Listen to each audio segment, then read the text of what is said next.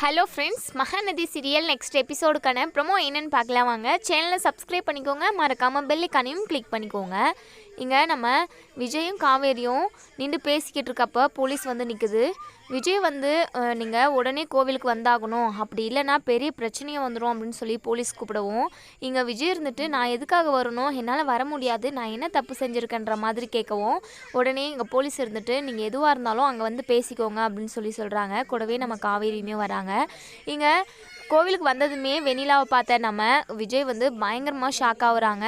ஓ, இவளோட வேலை தானா, அவளை கல்யாணம் பண்ணிக்கணும் அப்படின்றதுக்காக என்னென்னமோ பிரச்சனை பண்ணிக்கிட்டு இருக்கா, அப்படி என்ன பிரச்சனை பண்ணாலுமே உன் கழுத்துலலாம் என்னால் தாலி கட்ட முடியாது வெண்ணிலா அப்படின்னு சொல்லி மனசுக்குள்ளேயே நினைக்கிறாங்க.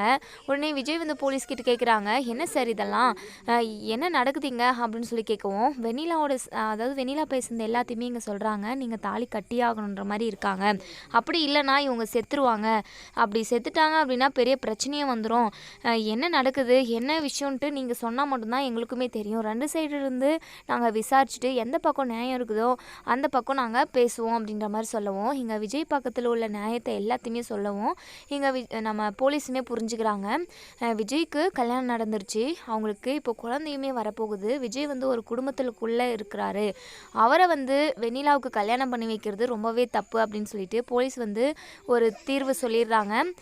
வெண்ணிலாவுக்கும் விஜய்க்கும் கண்டிப்பாக கல்யாணம் நடக்காதுன்ற மாதிரி சொல்கிறாங்க. அதே சமயம் வெண்ணிலா கிட்டேயும் சொல்கிறாங்க, இங்கே பாருமா, முட்டாள்தனமாக நான் செத்து போகிறேன் அப்படி இப்படின்னெல்லாம் சொல்லிக்கிட்டு இருக்காதம்மா, விஜய்க்கு கல்யாணம் நடந்துருச்சு, அதை புரிஞ்சுக்கிட்டு நீ தான் விலகி ஆகணும் அப்படின்னு சொல்லிட்டு புத்திமதி எடுத்து சொல்கிறாங்க.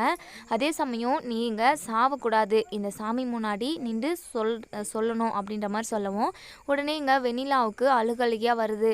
எங்கள் விஜய்க்குமே ரொம்ப சந்தோஷமாக இருக்குது. சரி, எப்படியோ வெண்ணிலாவுக்கு நீங்கள் எடுத்து சொல்லி புரிய வச்சிட்டிங்கன்னா ஓகே தான் எனக்கு அப்படின்னு சொல்லிட்டு அங்கேருந்து காவேரி கூட்டிகிட்டு நம்ம விஜய் வந்து தாத்தா பாட்டிக்கிட்ட வந்துடுறாங்க. தாத்தா பாட்டிக்கிட்ட வந்ததுமே எங்கள் தாத்தாவும் பாட்டியும் ரொம்பவே சந்தோஷப்படுறாங்க. ரெண்டு பேரும் ஒன்றா வந்திருக்கீங்க, இதை பார்த்து எவ்வளோ நாளாச்சு, காவேரி எப்படிமா இருக்கா அப்படின்னு சொல்லி விசாரிக்கிறாங்க. அதுக்கப்புறம் நம்ம விஜய் வந்து தாத்தா பாட்டிக்கிட்ட அதாவது காவேரி ப்ரெக்னெண்ட்டாக இருக்கிற விஷயத்த சொல்கிறாங்க. தாத்தாவும் பாட்டியும் ரொம்பவே சந்தோஷப்படுறாங்க. உடனே நம்ம தாத்தா வந்து பக்கத்தில் உள்ள பேக்கரிக்கு போயிட்டு ஒரு கேக் வாங்கிட்டு வந்து அந்த சந்தோஷமான விஷயத்த கொண்டாடுறாங்க.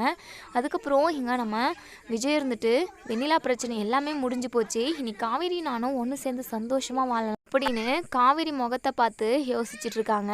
அதே சமயம் காவேரியை நம்ம விஜய் வந்து ரசிக்கிறாங்க. நீ ரொம்ப அழகாக இருக்குடி காவேரி அப்படின்னு சொல்லி சொல்லவும், காவேரி வந்து ரொம்பவே வெக்கப்படுறாங்க. இனி நம்ம காவேரியும் விஜயும் ஒன்று சேர்ந்து சந்தோஷமாக அவங்க குழந்தையோட வாழணும் அப்படின்னு நினைக்கிறவங்க இந்த வீடியோவுக்கு லைக் பண்ணி கமெண்ட் பண்ணி தெரிவிங்க. தேங்க்யூ.